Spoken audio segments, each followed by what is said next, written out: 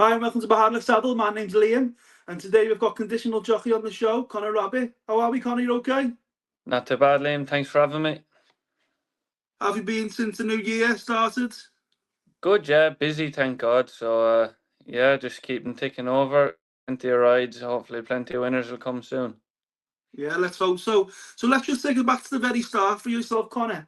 How did you get involved in racing and obviously becoming a jockey?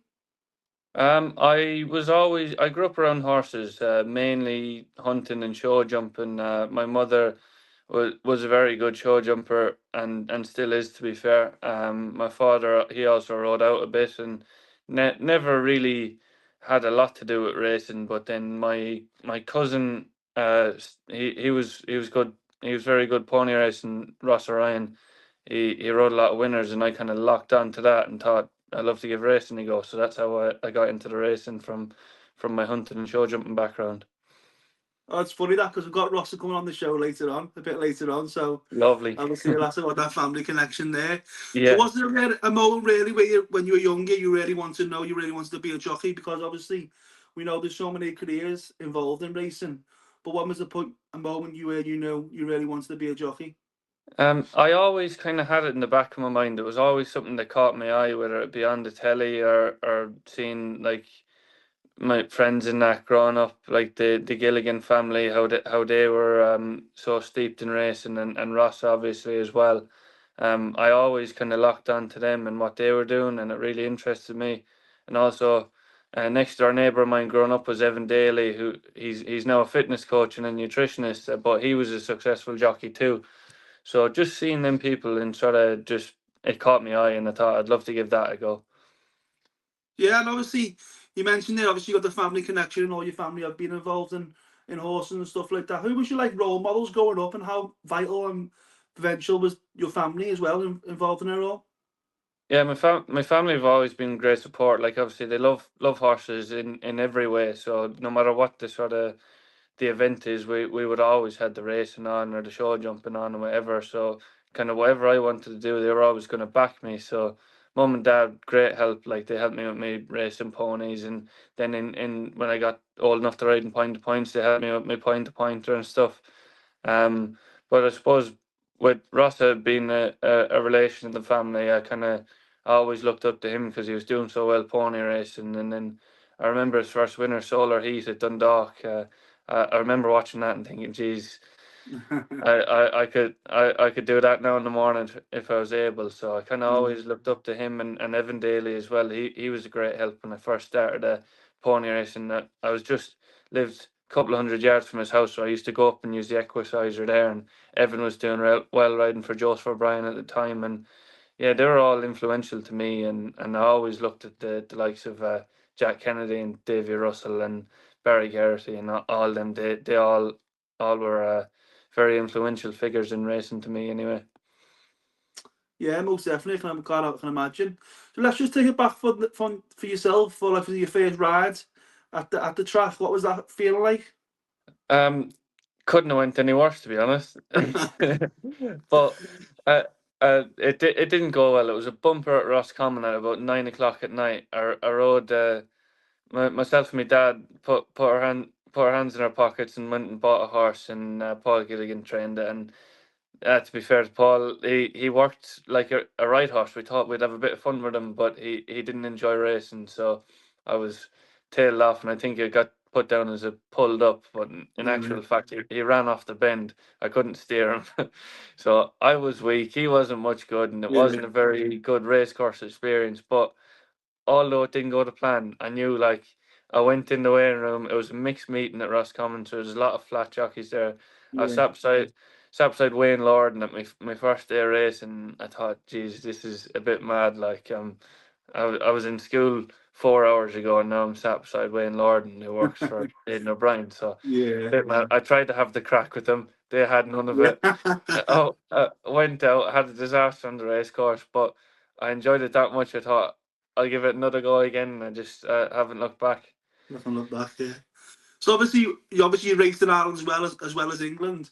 What do you think the differences are now? How when you come over to England to ride? Massive difference really. The way England is split into sections, like north and south mainly, but obviously you have the north, the Midlands, and Yeah, the south.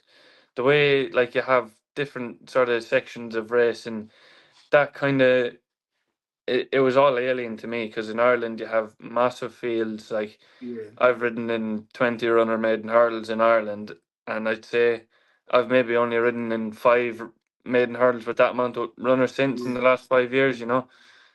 So it is a lot more condensed and competitive in Ireland, but at the same time, there's different sort of skill sets and assets you need to ride in both places. So Ireland, there's a lot of emphasis on pace and tactics, whereas in England, and especially in the north, you find a lot of races are very stamina based and stamina sap and end to end gallops and maybe not as tactically complex, but all different and good in their own ways. There's a lot of difference, but both good in their own way. The way the jockeys riding and the way the horses are and the tracks and that. yeah, definitely. And what would you say your biggest challenges have been? Obviously, since when you first started to obviously where you are now. What would you? Was there any big challenges that you faced?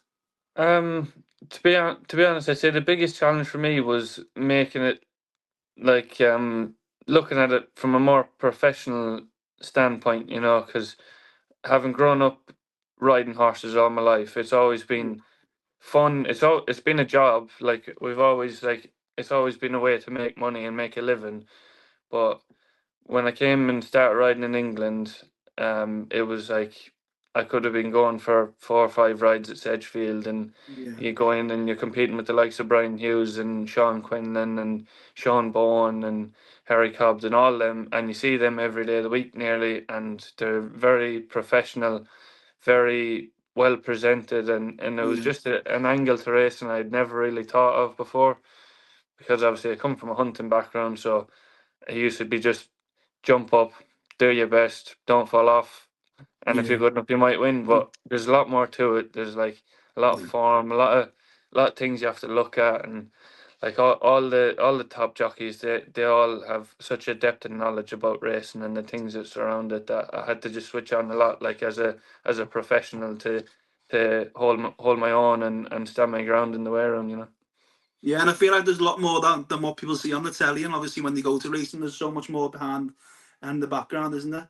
Most definitely, yeah. Like I've recently enough, I don't mean to be fame dropping, but I won a Richard Davis Award for my bloodstock business that I've Yeah, set up. It's only a small business, but it's an interest I've gained while riding and while paying a lot of attention to pedigrees and breeding as like another dimension to my riding. So it helps yeah, like at the races when you're speaking to owners and in a race because you think, yeah, well, this is bred to stay, so I make use of it, and all them like complex things that are behind the scenes in racing that you don't get on a race card as such, or you don't see on the TV. They all help, and they're all very complex, and like all the best in the business pay a lot of attention to all these different aspects of racing and the thoroughbred. no, yeah, definitely. And that's obviously what make myself and obviously my channel is trying to promote as well. Like obviously there's so many careers in not in racing, not just being a jockey. Obviously there's so much that goes into it, and obviously there's vital people that make the sport ticking on. If you know what I mean.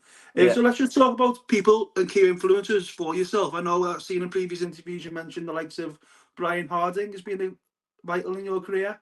Yeah, Brian's been a massive help to me. Like he's obviously Irish as well. He's a Cork man, so we come from a different area but a similar upbringing, and he came over to England when he was younger, and he was a top jockey then at the end of it, and luckily for me he took up a second career in as a jockey coach, and since I came over he's obviously been assigned to me as my jockey coach. He was local to Nicky Richards, who I used to work for. I worked for Nicky for nearly 5 years. I had a great time there, and I couldn't have had the success I did have for Nicky and the likes without Brian, because he knew the system I was coming through. He knew from my aspect what it was like, and how hard you had to work to get to get progression and to be successful as well. He came through the Grey Stoke pathway too, so and did well out of it. So I kind of I had a lot of help from him because he knew what it was like moving from Ireland to England and having to knuckle down and put the work in, but also he's very good at his job as a jockey coach too, and he can teach you, and when he needs to be straight to the point, he tells you what you do wrong, but likewise if you do something right, he'll make sure to tell you that too. So great from a confidence point of view and a skill and dedication point of view as well. Definitely, and it's amazing to have people like that behind you and always, obviously guiding you and obviously giving you confidence all the time. So let's just talk a little bit behind the scenes as a jockey. What does a typical day look like for you? Obviously when you're not riding or when you are riding. Obviously, there's a lot to consider, isn't there? Like a lot of traveling, nutrition, management, you got to come in touch. Yeah, definitely. So this season, I've moved from Nicky's to Jess Betty's in Yarm, North Yorkshire. So Yeah. Jess has probably about 20 odd horses knocking about there. So like plenty for me to be riding, but I also I get a couple of mornings a week to ride out for other trainers. So I'll be in Susan Corbett's once a week. Susan's been very good to me since I come back from injury last year, and give me great support.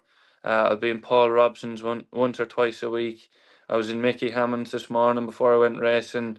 Been Phil Kirby's every now and again, and yeah, there's plenty of trainers there. I might not have mentioned them all, but they all know who they are, and they support me. So I try and do my best to give back to them and go right out. So my typical day will usually start at around 4:30, 5, depending on where I am. I'll get up and I'll either drive to Susan's or Paul's, or if I'm more local, if I'm at Jess's, like I will be a couple of mornings a week. It's only 20 minutes, so I'll be up at sort of 6:30 then. But I'll just be riding out, and if I'm racing, I'll get a couple of lots out, and I'll more often than not have to sweat a few pounds off because I'm quite tall. I'm 6'1", so as a jockey, it's as a jump jockey anyway. It's something I have to look at anyway with my weight. I always keep on top of that. So be up early in the morning. I might have a sweat before I go riding out if I have time. Then I'll ride out. Maybe have another sweat either when I get to the track or just before in a sauna or something.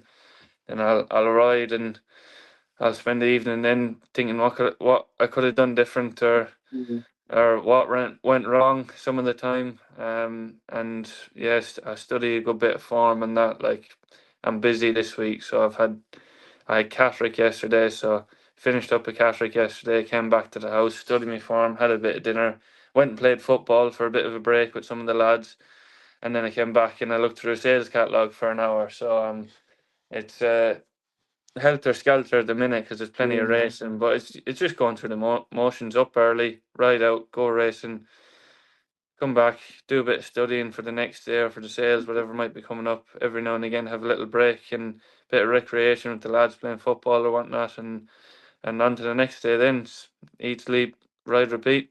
That's you said it, yeah. So let's obviously you have got a lot of a lot of dedication and obviously commitment to the sport of being a jockey. What would you say the hardest part of being a jockey is? Um, to be honest, I love my job, and that's a bit cliche, and so none of it is really hard for me. But obviously, some aspects are more challenging and take a bit more willpower. Like for me, my weight is a big thing because it's a constant. It's always something I have to look at because it has a knock on effect to everything, you know. So if I didn't eat well today, I'll feel the effects tomorrow, and I might not ride as well if I'm having to if I'm eating bad and having to sweat more, then that'll affect my performance. So I try and keep well on top of all that. Get lots of help from Jack Berry House, the Injured Jockeys Fund, all the team down there. They help me if I need to look at my fitness. If I'm not fit enough, I'll ring them up and they'll give me a plan or say come down for a day. We'll sort you out. And Lee Rickards, the nutritionist down there, if I'm struggling with my weight and I feel like I'm doing everything right, I'll ring him up, say right, this is what I'm eating. Why am I heavy? And they say this is why, that's why, do this and do that. So my weight that's probably my biggest challenge and takes the most willpower to keep on top of that because eating and sleeping is just that's the bread and butter of anyone's life, isn't it? You need to eat and sleep to live. And whenever I'm riding flat out and I'm exercising plenty, you need fuel in the tank, but it's just finding the right fuel, and that's always been a challenge to me because I do love my food as well. So yeah, Yeah. So let's just talk about your achievement in the title so far. Obviously, I think you got your 50 career win in the title last year, didn't you? And yeah, also, I noticed that you won the BHA 2025 Development Award. How yeah, was that? that's right. It was Was very that a good. proud Yeah, moment? I was quite proud. Yeah, it was quite different because obviously I've ridden 50 winners to date now, Yeah. so like you never get used to riding winners as such, but you do get like the hang of controlling the emotions. Like I remember my first winner up at air for Nicky under rules, and across the line I took my hand off the reins. I give the horse a big pat, and that didn't go down too well from a professional point of view. Yeah. And like you soon learn how to contain them emotions, and then the Richard Davis thing was all new to me, so it was very different and very rewarding to get some recognition for doing something other than just riding winners, and hopefully little awards like that will just spur me on and keep me motivated to do more outside of the saddle as well, because as everyone knows, it's a short career as a jockey, and you always need a backup. So hopefully that can be part of my backup, the bloodstock and stuff. And it's been going okay so far. So yeah, it was good to get recognition for that, and be using them little things that I learned while doing that to push me forward in the saddle as well, and hopefully ride more winners. Yeah, definitely. Let's hope so. So obviously, when you are mid race, and obviously sometimes obviously you've had talks with the owners pre-race and stuff like that. When things don't go to plan, how do you adapt in the saddle? Well, the plan A is always it's usually very simple. So plan A, if it can go to plan, it feels effortless nearly going around on the horses when they're jumping Yeah, and traveling how you'd want, and you've got your position, and the pace is right, and the track is right. You're handling the track, you're handling the ground, the whole lot.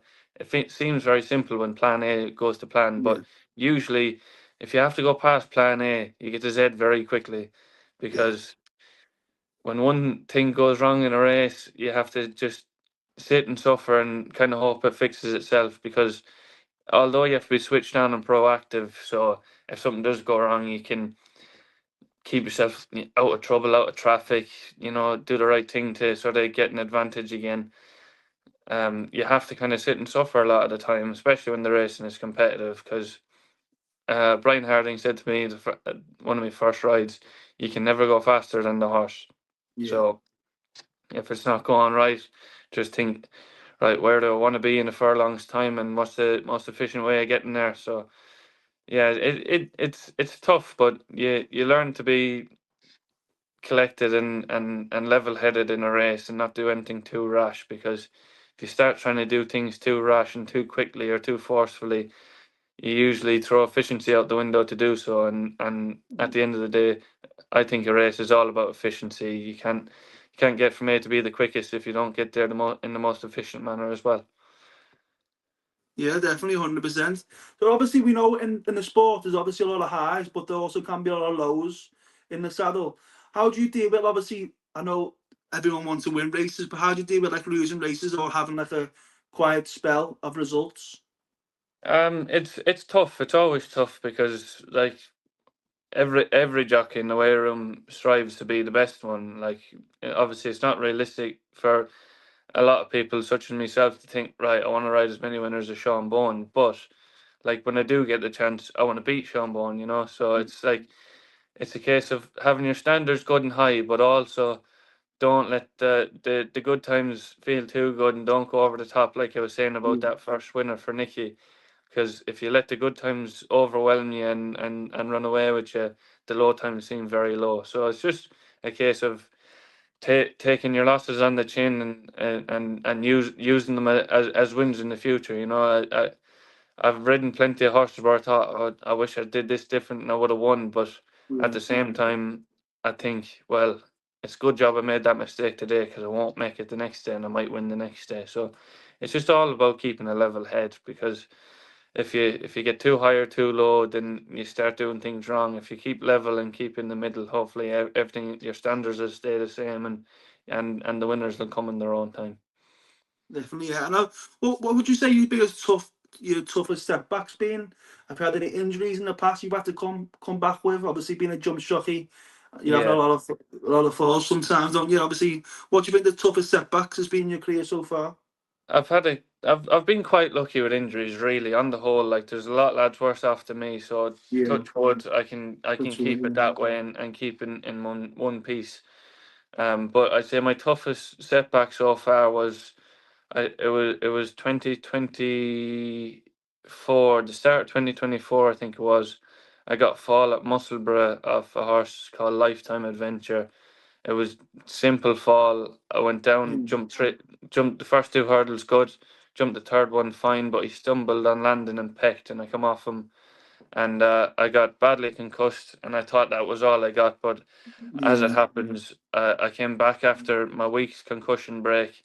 I had 10 more rides, and I was halfway around the there one day, and I lost feeling in my right arm, Oh, and so that wasn't good, and I knew it wasn't good. So yeah. going back to Brian Harding, I got the ambulance up to Kilmarnock Hospital, and Brian Harding followed us up in a jeep, and he waited till about one in the morning after I had ridden at about maybe 3 o'clock in the afternoon. Brian Harding, he waited all that time, so that's it, how good a help he is to all of us lads. Yeah.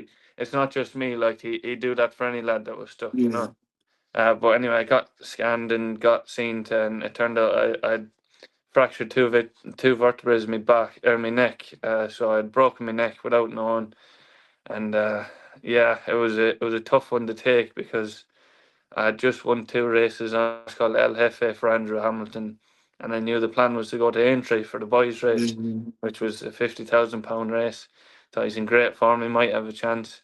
Anyway, I Yeah. was sat with a broken neck at home with my son watching it, and he won. So that was a kick in the teeth. But to be fair to Ben Yeah. Smith, Ben Smith rode him and he won. And he rang me up straight after. He says, "Sorry about that." I said, "Oh, don't be sorry. You won't get that lucky again. It's grand." Yeah.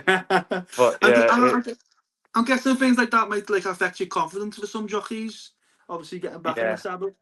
yeah, it does knock you a bit. But to be honest, I came back better. Never from that. Like I feel like the time off was it was tough to watch the horses I would have been riding or could have been riding winning and running well, and it was my first proper injury that had actually sidelined me, and I had 3 years behind me without injury, and this one comes around all of a sudden and I miss a big winner, and it was a kick in the teeth. But it was grand because I had all the help in the world in Jackberry House and Jerry Hill and all the team down there, and got back fit and healthy and strong, and the weight was good, and I didn't have to wait long for my first winner back then as well, so that was all good. And I feel like although it's a disaster at the time and nobody ever wants to be injured, I do feel like that is kind of it does make you as a jockey, like it just sorts your mindset out, and you think, well, it's easy happen. Like you could be on the floor at any stage with an injury, but you can't let it get to you. You just have to get up and get on with it, on to the next one. And to be honest, it wasn't that painful. So I was knocked out, so I don't really know how sore it was. Still Yeah. quite stiff at the minute now. Whenever if I have a fall or that, it gets a bit stiff. But yeah, it's not something I'm scared of now because I wasn't that sore, to be honest. Yeah, yeah, and obviously going back to Brian, it just shows you how vital he is, obviously, is to your career, and obviously how amazing a person he actually is. Yeah, absolutely. Yeah, he's a top fella. There's not many like him, and he knows what Greystoke was like to come up through, and likewise he knows what being a jockey is like, and he knows that it's tough getting a fall, and it can be a lonely old place, that way room, when you're on your own, you're having a bad time, or if you get carried off in an ambulance, it's a lonely old road. Yeah. But Brian knows that, and he's always there to help, and he's very generous with his time, to take time and help lads and give them advice, and go out of his way to be there for you as well whenever you need him. And he came up and waited hours on end for me to come out of the hospital at Kilmarnock. So very grateful to have people like him on my side. Yeah, so let's just learn a little bit about yourself, Connor. Do you have any hobbies, interests off the track, away from the track? Obviously, I know you mentioned football. You're a football fan.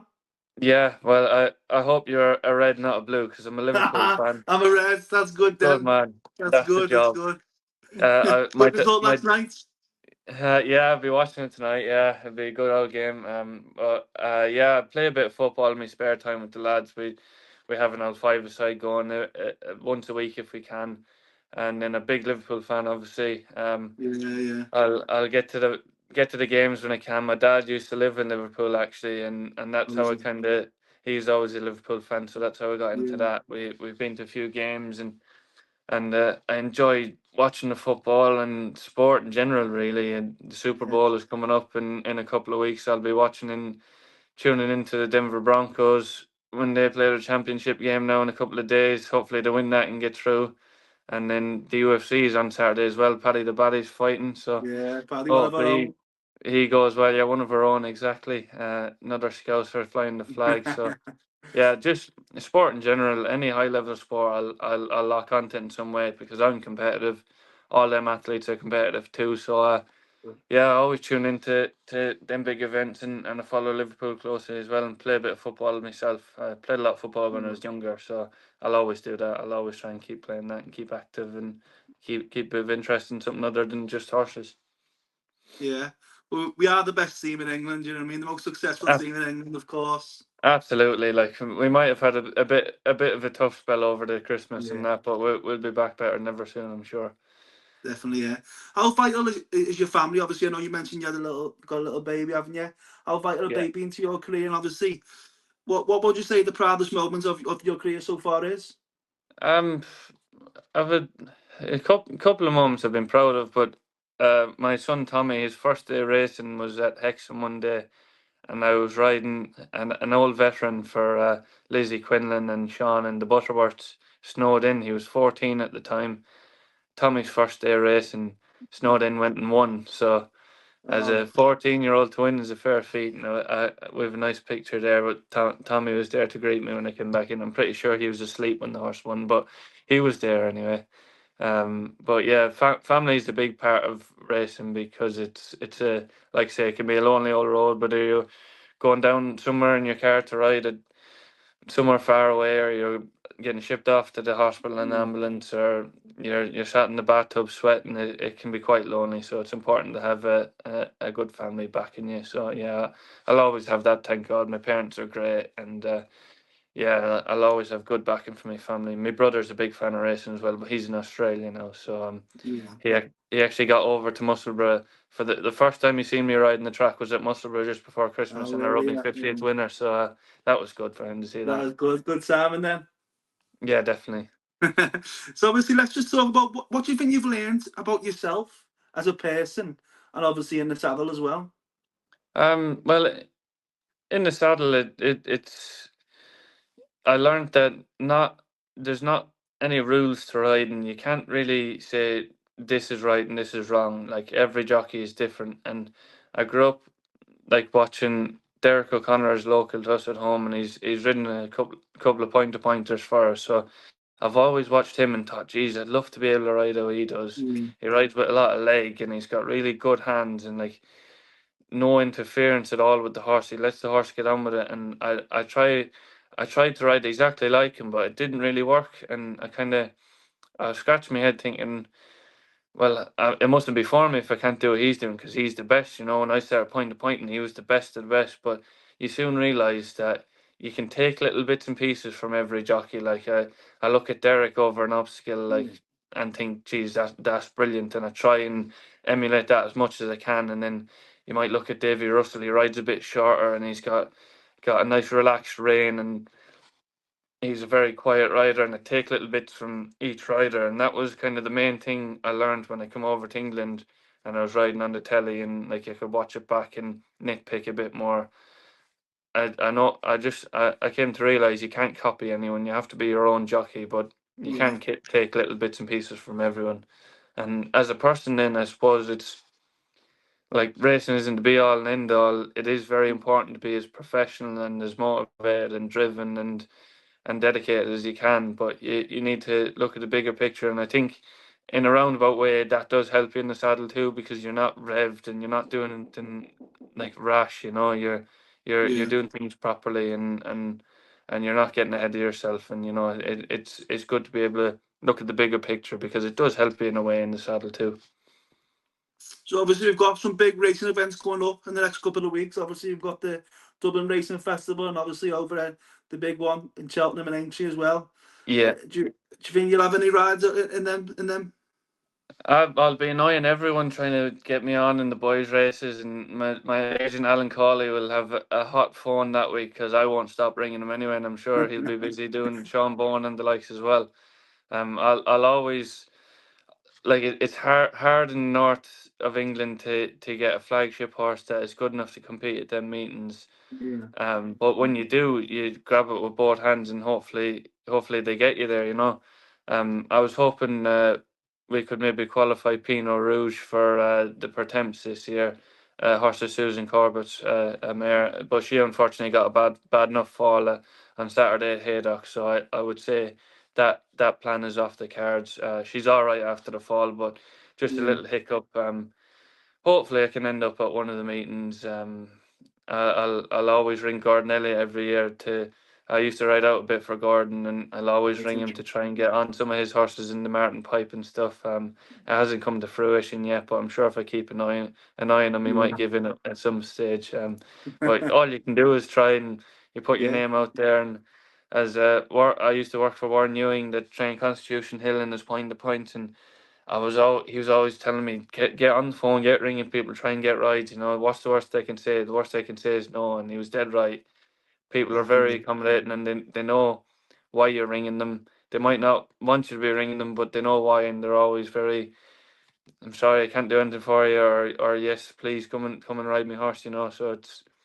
I'll always be annoying people trying to get at them big meetings, because at the end of the day, that's where you want to be. That's the top of the game, and that's where you want to be competing, because.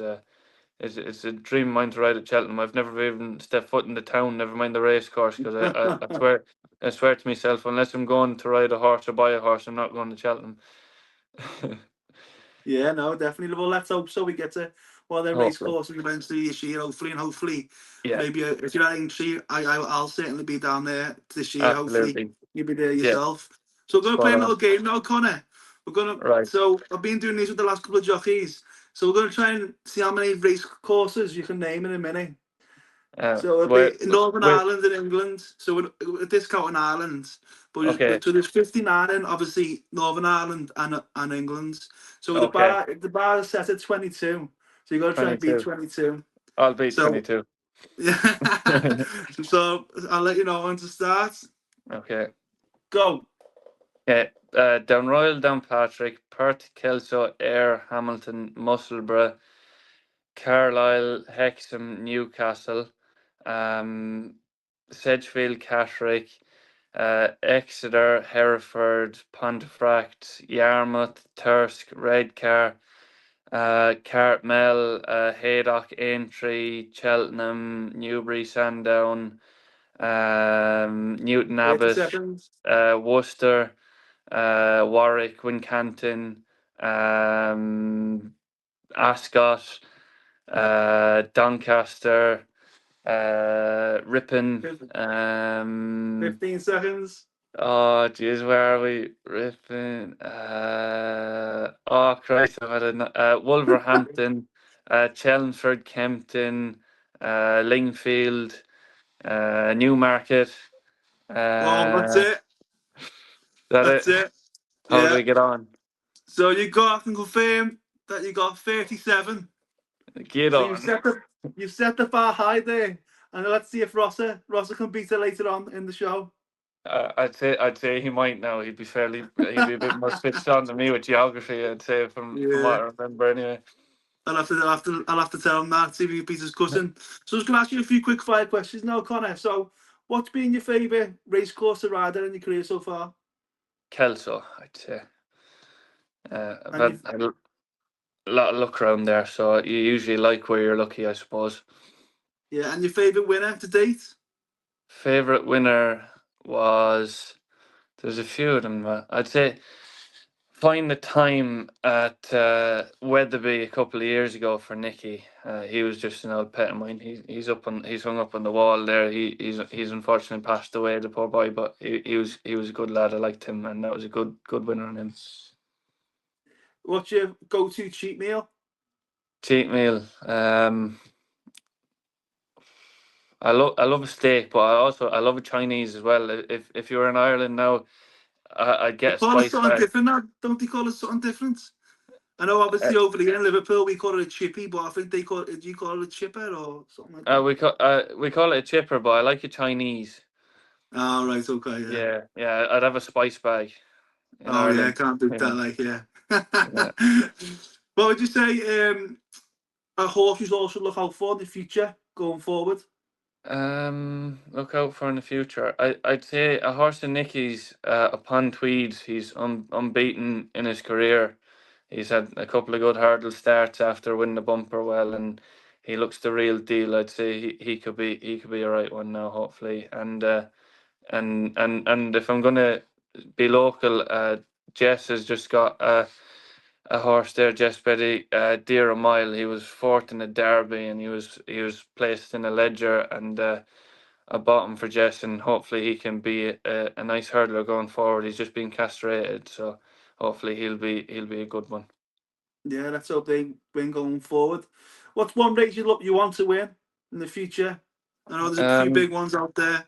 yeah, I got asked this before, and I regret my answer. I said the Pardubice in Czech, but then I found out how little prize money there was on offer, and I rethought.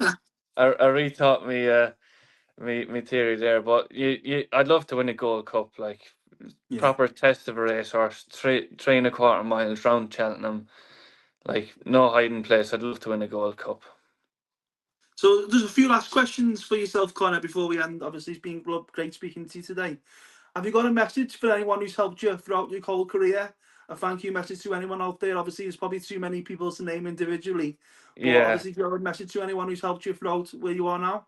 Well, to round it up into a few groups, I suppose you could say my family have been great. My parents and all, they backed me from the start, and I'm sure they'll continue to back me till the end, and like it's more than just like material help. Like it doesn't really like matter what anyone can give you. It's like who you can ring up and say, all right, I've had a bad day, and just basically just there's people to speak to, and your family's the best, and they've been great to me, and they've backed me from day one. And then you get into the nitty gritty and you think, well, everyone that I've met since I've come in over to England, Nicky, Yeah, when I started with Nicky, I had nearly 5 good years there. He's a great mentor. Brian Harding, obviously, and like all the team at Jackberry House when I've been injured, and more recently Aaron Anderson and Jess Betty. They've been a great help because to be honest, I was nearly retiring after I got injured last year, and I was actually on my way. I packed up the car and I was on my way back to Ireland, and Aaron rang me up and he said, "Where are you going?" I said, "Oh, it's back to the boat." He says, "Why?" I said, "I'm going home." He said, "No, well, turn around." I said, "Not turn around. Paid for the boat. Like I'm going." He's like, "Right, next week you can come work for us." I was like, "Okay, grand." So it's like a lot of people, like the whole way around back. Yeah, all the lads are sound, and all the trainers you ride for. Like if they keep using you, it's because they like you. Or they like the way you do things. Like Susan Corbett's a great help. All the trainers I ride for now, they're all great, and Jess and Aaron and my parents and Nicky and Brian Harding and Jack House. Everyone as a whole, as a community, racing is a great help to people that are in it. no, definitely, that's great to hear. One last question, Connor, before we go. What's one bit of advice you give to anyone who's looking on, obviously maybe want to be a jockey or want to get involved in racing somehow? Well, involved in racing, I'd say just give it a go. Like, not everyone has to be a jockey. There's so much to do in racing other Yeah, than just be the fella sat in the back. Like I'm lucky to be able to do it, but it might not be for a lot of people. But there is so much more yeah, in racing to do, and for someone who's getting towards being a jockey and looking into that path, I'd say it's all or nothing. If you're not gonna give it 100%, you're not going to do it properly. You have to be giving it 100%, and even if you're only giving it 99, you need to find out the extra 1% somewhere because it's not just a job; it's a lifestyle, and you have to sacrifice a lot to do it. And I'd say if you're not giving it 100% and you don't love it, it might not be for you, you know. But yeah, like I say, there's lots of things to do in racing other than just ride horses. So give it a go. And if you're Yeah. gonna do it right, and yeah, it's a great sport to be in, and I'm privileged to be doing the job I love. So hopefully other people can just give it a go and do the jobs they love as well. Well, Conor, it's been a pleasure speaking to you today. Honestly, I can't thank you enough for coming on the Not a show. bother. Obviously, we hope you're riding that. Obviously, Aintree and Cheltenham, all them big events, and even more winners for the rest of the season. Hopefully, Obviously, get to a few more Liverpool games, and hopefully, we finish the season off strong. definitely. Yeah, thanks very much for having me on, and you'll never walk alone. Love it. That's a good way to end it.